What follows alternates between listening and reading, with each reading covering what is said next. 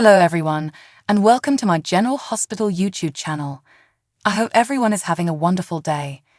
Before we begin, please hit the subscribers button and give this video a thumbs up. Portia Robinson compared notes with Elizabeth Baldwin when Austin Gatlin Holt didn't show up for his shift after having Thanksgiving off, according to the General Hospital's spoilers for Tuesday, November 28. Because no one could reach Austin, his patients were cared after by other doctors. Hamilton Finn approached Portia about approving off on a treatment plan for a patient, but he appeared dissatisfied by the process. Elizabeth expressed her displeasure to Portia, who reminded her that she wasn't the enemy and was simply following routine due to the malpractice claim. Later, Liz gave Finn a pep talk in his office before Dade Clark arrived to represent GH.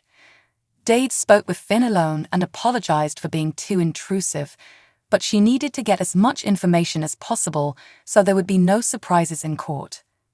Finn responded to some of Dade's inquiries, but he eventually opted to end the conversation as the questioning became more focused on his potential culpability. If Dade wanted more information, Finn thought his attorney should be present. Back with Liz, she agreed to go check on Austin's place and returned with bad news. There had been a food delivery at Austin's door since Thanksgiving Day, and after the super let Liz in, she noticed that no one had been there since before Thanksgiving.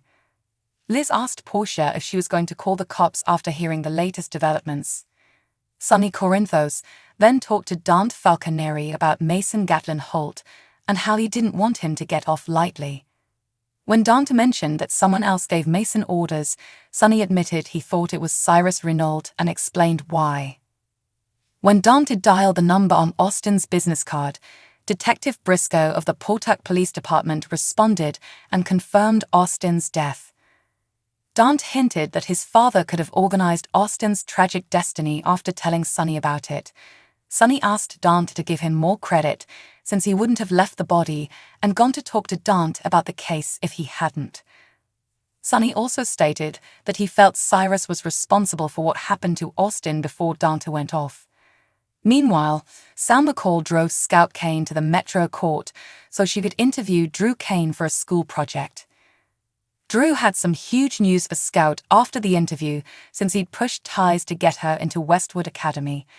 Drew went on and on about how fantastic Scout's private school was, despite the fact that they'd never addressed it. Scout seemed uneasy when she asked if her father wanted her to go there. Scout said okay because it appeared Drew did, evidently to make him happy. Drew called a board member for approval, but Scout was honest with Sam in private and confessed she didn't want to go to that school. Molly Lansing Davis found some time in her schedule to tell TJ Ashford, Taj Bello, that she'd arranged an appointment to find a new surrogate. TJ was irritated that Molly did that without consulting him because he had become emotionally attached and wasn't ready to make that investment again at this time. TJ later informed Portia that he didn't mind remaining late to cover for Austin because he needed the distraction. Molly received some motivation when she met Dr. Sofia Navarro, Christina Ferraro. Miscarriages were typical for Dr. Navarro, but there were plenty of people in the world who were living proof that surrogacy could succeed. Molly called Claire Brown and asked to meet with this surrogacy matching professional after Dr. Navarro wished her the best on whatever road she chose with TJ. Laura Collins admitted at the Port Charles Grill that she wanted to see Alexis Davis and check in on Essen Prince. Alexis argued that Essen was doing an excellent job, and she even granted her a raise since she earned it. Concerns over Spencer Cassadine's reaction to Essen moving in with Ace Cassadine arose, although Alexis and Laura believed Trina Robinson was assisting in that regard. Laura expressed her gratitude to Alexis for leaving Charlotte Cassadine and Anna Devane's names out of the story in The Invader. Charlotte, Alexis pointed out, was a minor and would be protected in any case. Alexis acted as if Anna deserved some privacy after being subjected to so much media attention. However, Anna stated that if the circumstances had been different, she would have seized this chance to write an op-ed about gun regulation. Cyrus overheard Alexis and Laura's talk shortly before dropping a tray of glasses, for which the matron chastised him. The uproar drew Laura and Alexis' attention, and Cyrus became a topic of conversation. When Alexis asked Laura if she thought Cyrus could truly be changed, Laura said he deserved another chance until he proved he was still a menace. Cyrus stood there watching Laura and Alexis leave the restaurant. Back at Sunny's house, he got into his car and called someone to let them know he was on his way to the Metro Court. Sunny summoned the guy to meet him there since they needed to know something.